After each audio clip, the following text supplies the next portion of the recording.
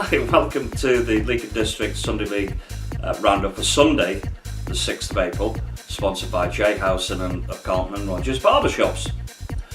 Valiant Trogs are the sole Leek and District Sunday Football League team to survive in the Macclesfield Cup, and they faced a tricky semi-final tie against last season winners Packhorse, and were unlucky to be on the receiving end of a 3-2 loss. In a closely fought game, it was Trogs who found themselves in front thanks to a mid-Cartledge goal, and that separated the teams going into half-time. Cartledge got his second and Trogs second of the game to extend their lead. With a 2-goal lead and 5 minutes or so remaining, Trogs' dynamic midfielder Mick Keats was dismissed for what seemed to be a harsh second caution. This both unsettled and angered Trogs, as they thought they'd been harshly done by, and Packhorse took full advantage of this. Packhorse scored 3 goals in less than 5 minutes against a bewildered Trogs team still smarting from the loss of the midfielder. Jimmy Buxton, Secretary of Trogs, told us that we had Packhorse exactly where we wanted them until Mick Keats was, in our view, harshly sent off. All credit to Packhorse though for mounting the comeback, but it was a refereeing decision that really cost us the game. In Group B of the Subsidiary Cup, we saw Herongate Strollers play host to Railway Inn in what would be Railway's last chance to qualify for the semi-finals of the competition, and it was Herongate who came away with a 3-2 victory. Rob Goodwin got Strollers off to a great start, scoring after only 7 minutes, but Railway were back on level terms 5 minutes later as Benny Wild equalised. The remaining half hour or so saw both teams fail to take advantage of the chances that fell before them, and the teams went in level at half time. The second half saw Railway start off the brighter of the two teams, and it took only 3 minutes for Railway forward Lee Torn to give them the lead. In the following half hour, Strollers threw everything at the Railway's defence without being able to get back on level terms.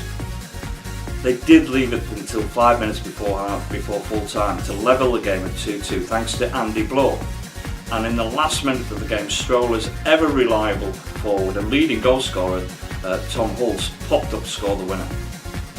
As a result of the victory, Railway are not able to qualify for the semi-finals, and the match next week between Waterhouses and Herongate will determine who from Group B progresses into the semi-finals, along with Dyer's Arms, who you probably guessed have already qualified.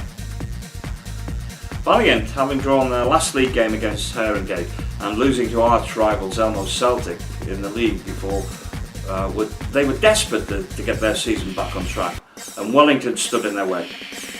But Valiant weren't to be denied as they ran out comfortable 6-0 winners. Wellington, normally a well-organised tough side to beat, was soundly beaten this time though, as Valiant hit them 6 in a ruthless display of finishing. All the damage was done in the first half, as Lee Fowler scored for Valiant after just 5 minutes.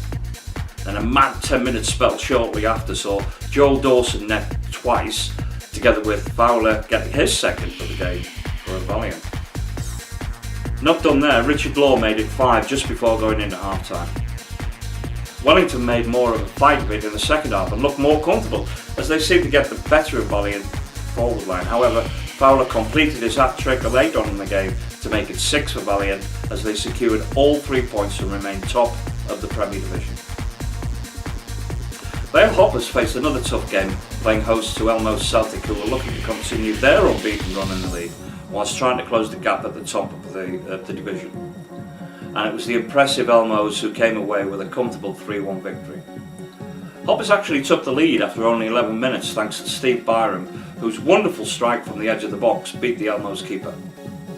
Hoppers held on to their lead, repelling everything that Elmos threw at them, and just when they thought they had survived to make the half-time break, Elmos were awarded a penalty that Greg Johnston stepped up and confidently dispatched past the keeper.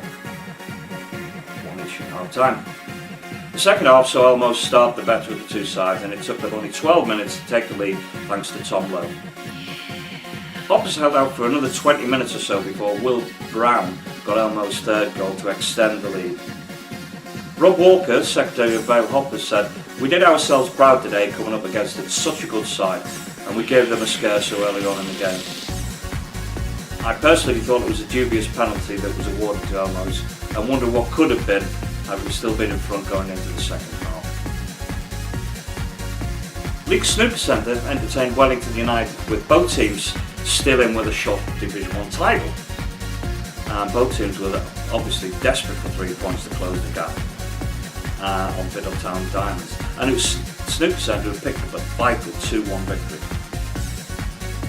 Snooker Centre forward Lee Bailey scored twice within the first half hour to give them a 2-goal lead. Adam Taylor, Wellington United's star forward, clawed a goal back before half-time to reduce the deficit. The second half saw both teams attack every opportunity, but without really creating any clear-cut chances as both teams stood firm. The victory sees Snooker Centre lift themselves from the bottom of the table and keep their chances alive of winning the Division 1 title, as only 6 points separate top and bottom of the league. Biddletown Diamonds, currently sitting at the top, following the league split, faced a tough game against Dyer's Arms, who, if they won, would see them back into contention for the title. But they were soundly seen off by the challenge of Dyer's Arms in the game ending 4-1 to Biddle. James Welsh gave Biddle the lead on 15 minutes, and despite both teams playing some good football, the score remained 1-0 to Biddle going into the break.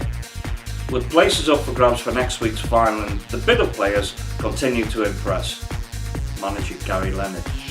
In particular, Welsh, who went on to score 2 goals in the second half and secure his hat-trick. Biddle substitute Sam Faulkner came off the bench and make it 4-0 with 5 minutes left. Dyers did get a consolation goal thanks to Ben White, but with minutes remaining it was so little too late. And that completes the Leek and District roundup.